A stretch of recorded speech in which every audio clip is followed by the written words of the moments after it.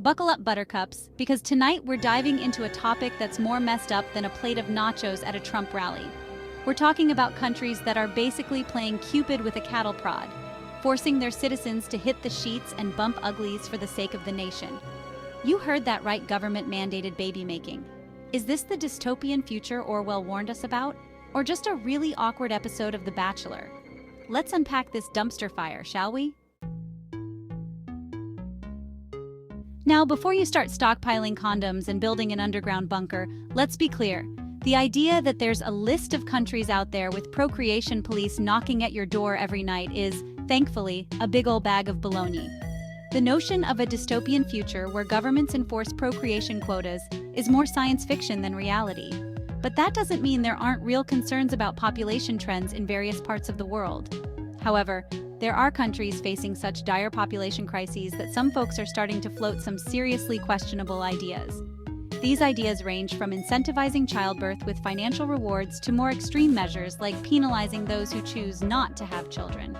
The debate is heating up, and it's not just a topic for academic circles or government policymakers.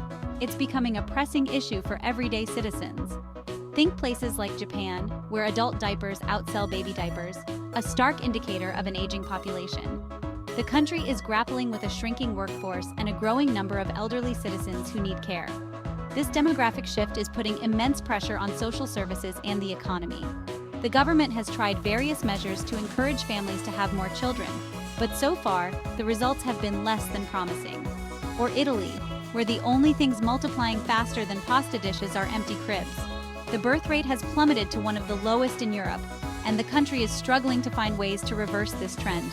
Family structures are changing, and many young Italians are choosing to delay or forego having children altogether.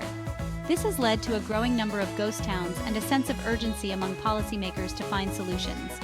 Then there's South Korea, Singapore, and even China, which, after decades of the one-child policy, is now facing a demographic time bomb.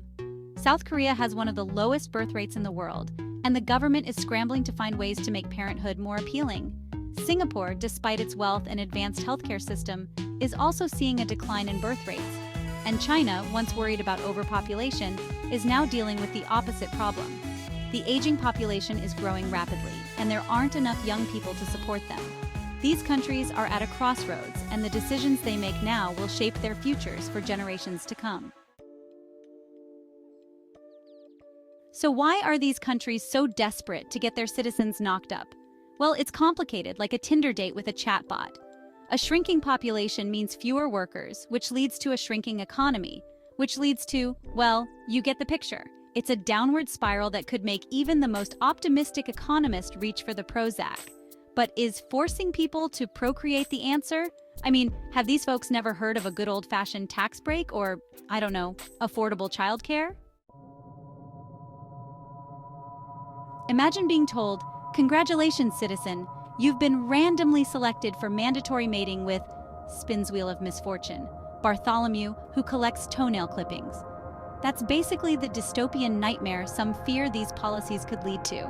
For women, the pressure to reproduce can feel like a biological imperative, especially in societies where their worth is still measured by their ability to pop out babies.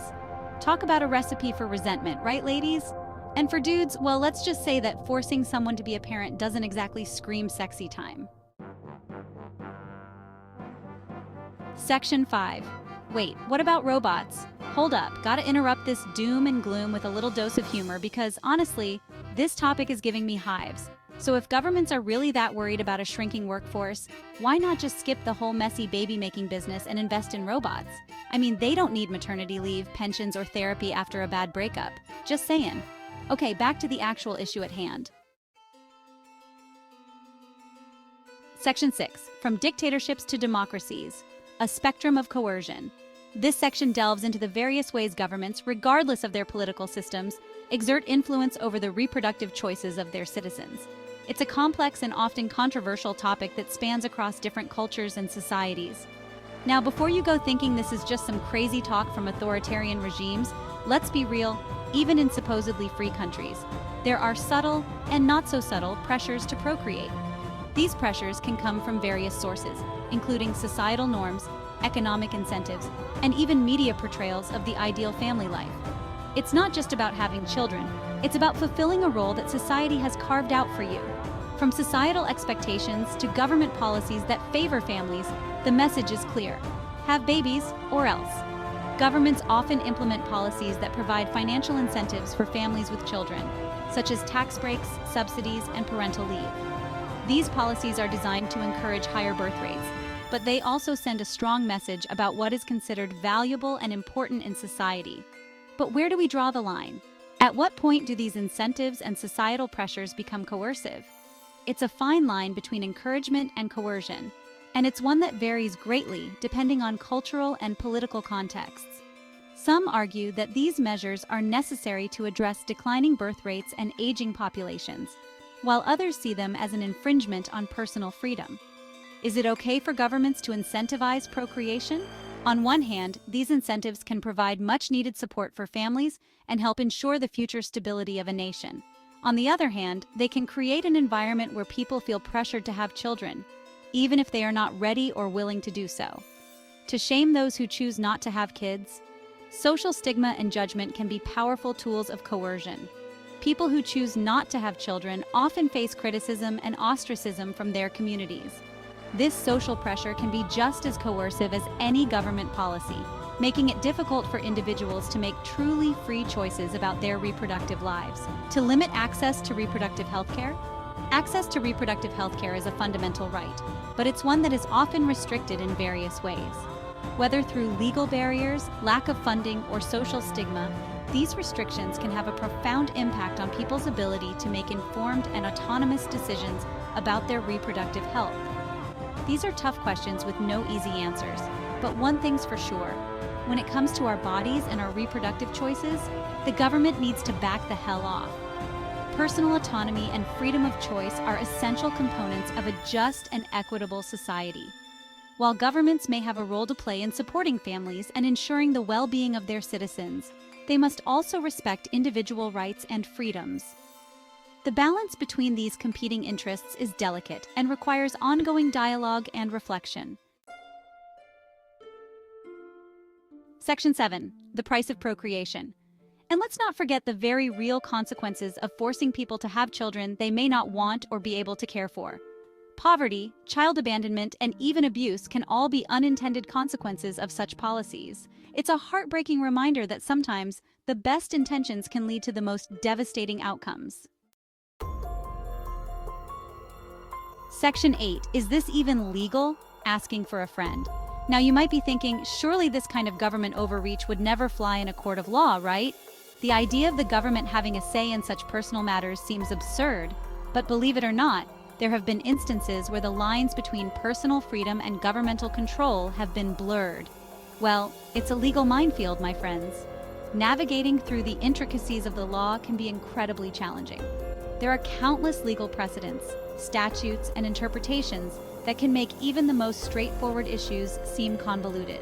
While outright forced procreation might seem like a clear violation of basic human rights, the reality is that the legal system can sometimes be slow to catch up with evolving societal norms and values. Human rights activists have long fought against such intrusions, but the battle is far from over.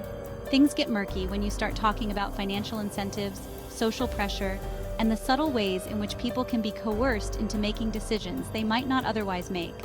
Financial incentives can sometimes blur the lines between voluntary and involuntary actions. And then there are the limitations on reproductive health care. Access to comprehensive reproductive health care is a fundamental right, but it's not always guaranteed. Restrictions and regulations can make it difficult for individuals to make informed choices about their own bodies. It's a slippery slope, and one that we need to be very, very wary of. Once we start allowing the government to dictate personal choices, we risk losing more than just our autonomy. We risk setting a precedent that could have far-reaching consequences. Because once governments start dictating what we do with our own bodies, where does it end? The fight for bodily autonomy is a crucial one, and it's up to us to ensure that our rights are protected. We must remain vigilant and proactive in defending our freedoms, lest we find ourselves on a path from which there is no return. Section 9. The future of baby making, consent or coercion. So, what does the future hold for baby making? Will governments resort to even more extreme measures to boost declining birth rates? Or will we finally embrace a world where reproductive choice is truly respected, regardless of whether you choose to have 0 kids, 10 kids, or enough kids to form your own traveling circus? The choice is ours, folks. Let's make sure we choose wisely. Section 10, the Moral Minefield. This isn't just about demographics and economics, people. This is about fundamental human rights, about autonomy and bodily integrity. It's about whether we value individual freedom or believe that the state has the right to control our most personal decisions. It's a moral minefield, and one that we can't afford to ignore. Section 11, the final word, your body, your choice. At the end of the day, the decision of whether or not to have children is a deeply personal one. It's a choice that should be made freely, without coercion or pressure from anyone, least of all the government. So the next time you hear someone talking about declining birth rates or the need to repopulate the nation, remember this: your body, your choice. It's a message that bears repeating, now more than ever. And that's the truthiness.